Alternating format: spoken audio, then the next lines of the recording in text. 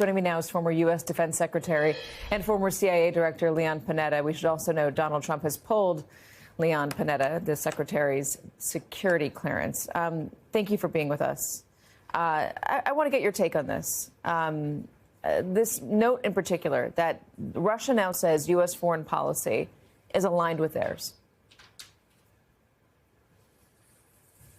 Look, I think it's pretty clear that that Mr. Trump has turned 80 years of U.S. foreign policy on its head.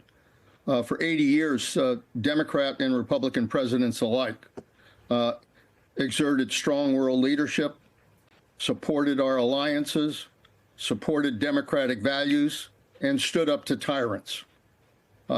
And Trump, to a large extent, has walked away from that historic policy that the United States had.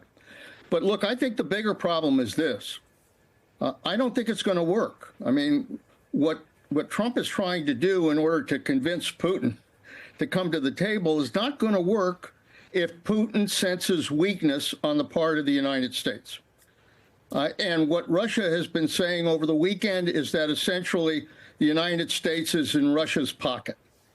And if that is the case, and if Putin feels that way, Putin has no reason in the world to not keep fighting in Ukraine. And that is the danger here, that rather than bringing peace, it's going to bring more war. It's interesting because it basically is what we were just talking about, but reversing it. Donald Trump doesn't respect you unless you show strength. Unless you have strength, you don't need the United States. You're saying the same is true for Vladimir Putin, and he sees weakness in Donald Trump. Absolutely. I mean, anybody who's tracked Putin, as the intelligence people have over the years, know that Putin only responds to strength. He will not respond to weakness. And if he senses that the United States is weak and that it won't stand up to him and it won't take a strong position, he'll walk all over us. That's who Putin is. He's a tyrant. And I think everybody needs to understand that. The only way you deal with tyrants is through strength.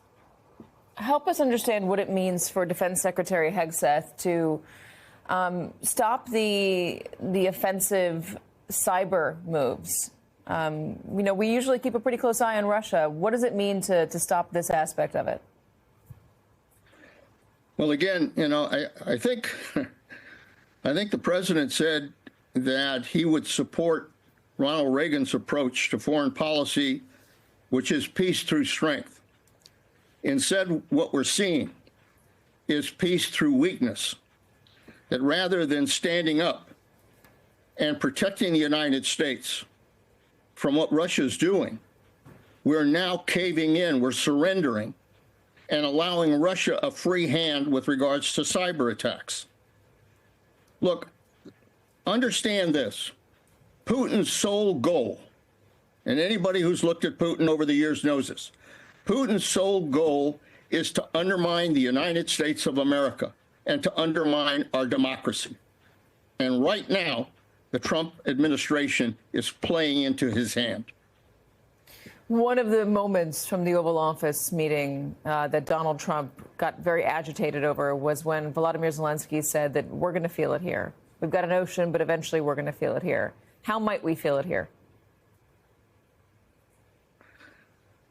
Well, look, I think that ultimately this can be put back together. That obviously, Zelensky needs to show some gratitude. I think he does need to sign the minerals agreement.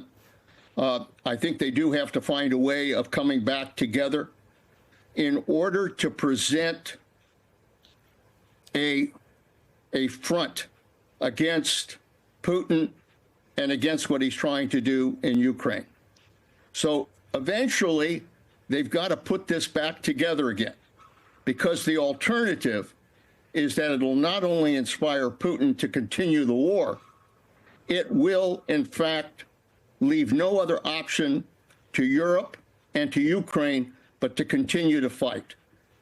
If he wants to be a peacemaker, Donald Trump has to be tough with both sides.